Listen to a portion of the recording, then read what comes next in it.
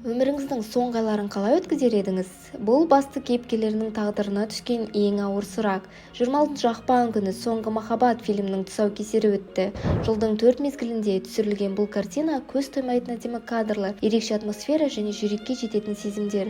Актерлік құрам сондай үйлесімді, экраннан көз алмай қарайсыз. Онкологиялық орталықтағы кездесу мен шатасқан медициналық анықтамалар Айдар мен Динаның тағдырын тоғыстырады. Қалған ғұмырын ерекше тапсырмалар ойына айналдырған олар шынайы махаббатты табады. Тіпті күтпеген сый, сәбилі болу бақытына ие болады. Енді олар ең қиын таңдаудың алдында: өз өмірін сақтау ма, әлде жаңа өмір үшін жанкештілікке бару ма?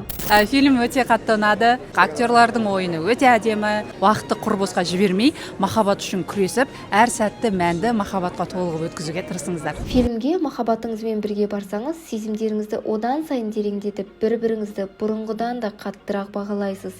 26 ақпаннан бастап барлық кинотеатрларда.